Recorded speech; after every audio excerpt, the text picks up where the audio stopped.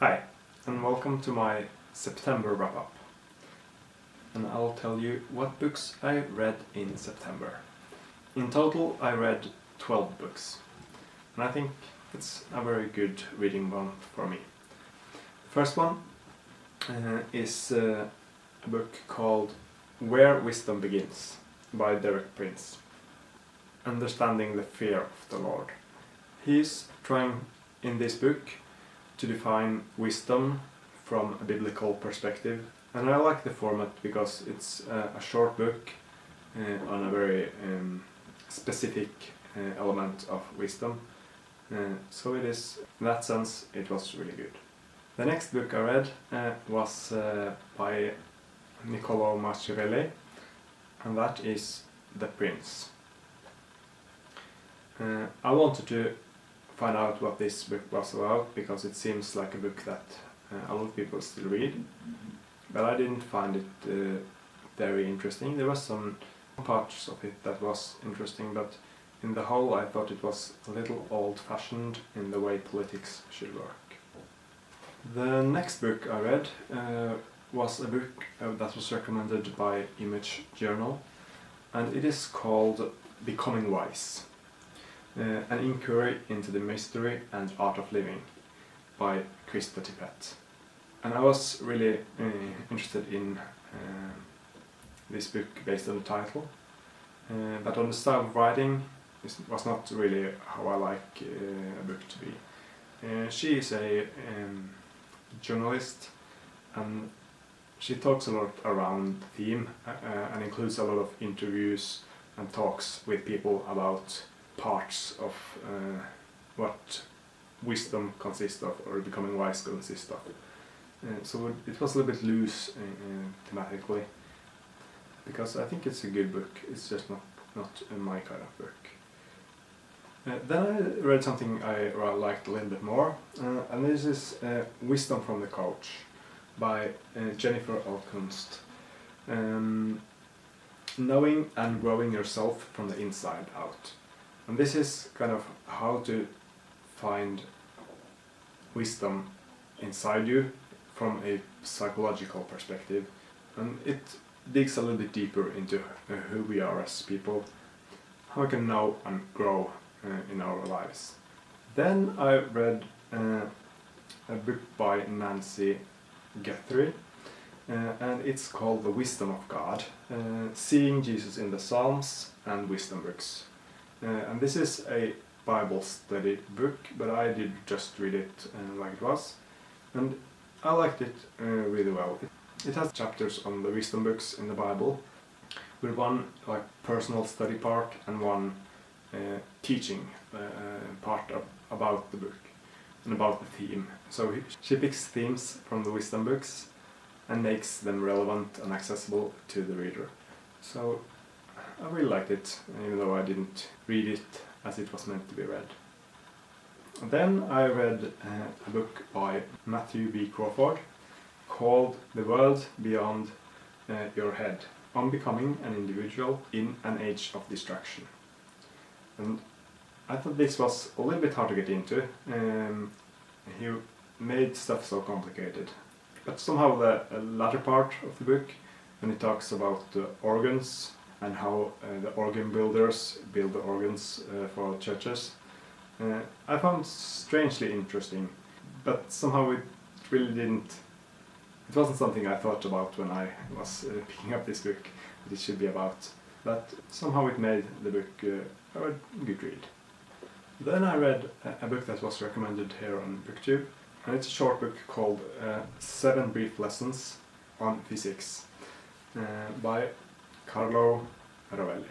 And I like this book. It was short, it was specific, and I learned some new stuff from it and how to explain some hard physics in a good way. So yeah, and it was really interesting. This next book is also a very short one, but still it's also a really interesting one.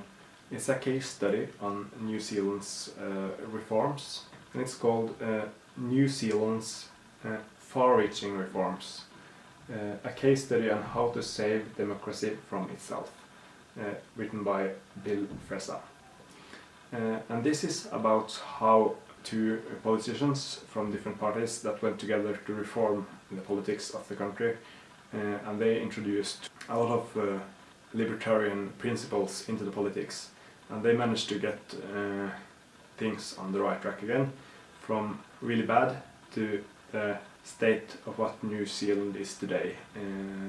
And New Zealand today is really on the top of most statistics when it comes to in both education and economy. So it was really interesting to see how these principles really work and how we can make them work. So this was a really interesting case study to read. So I recommend this if you want to know more about how politics could save a country from ruin. Then I read a book called The Empathy Trap, Understanding Antisocial Personalities, by Dr. Jane McGregor and Tim McGregor. And this is about psychopaths, basically. How to deal with them, how to manage your life before, after, and when you encounter them. So it's a short introductory book on this issue, but it's still really interesting to know something about it. The next one is a book called 7, An Experimental Mutiny Against Excess, by Jen Hatmaker. And this was a little bit different than I thought it would be. I was hoping more of what I learned when I tried these methods to declutter my life kind of book, but it was more of a memoir kind of book where she just told what she did on the days when she began these experiments.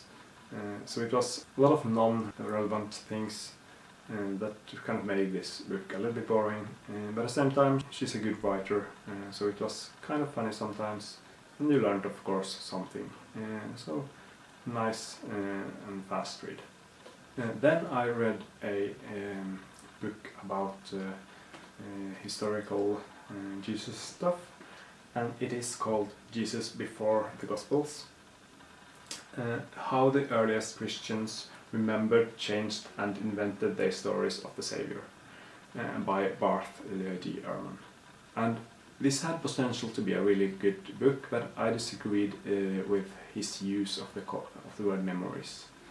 He made it like everything is memories, so if you write a book, then it's your memories about the events of what happened. So he kind of expanded what a memory is, and then he used it for all it was worth. Mostly to disfavor the accounts of the Gospels in the New Testament. But still, as a work of an historian, and respectable historian, it was a good read.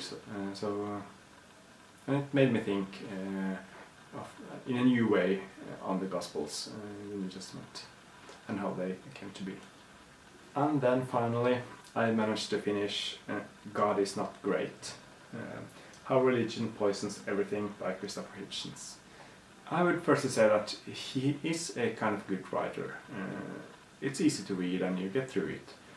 But I didn't like it because he doesn't manage to be fair to the title.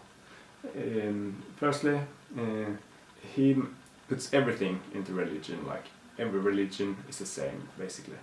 So he kind of has a lot to shoot at. But then it says poisons everything, so he has a lot to shoot at a lot of things, and he doesn't manage to do that. He does it by small examples here and there, and sometimes bigger issues, but it is nothing new and groundbreaking, he's telling us. So he misses the target. And that was every book I read this month. I hope you found some of them interesting. And then see you next time.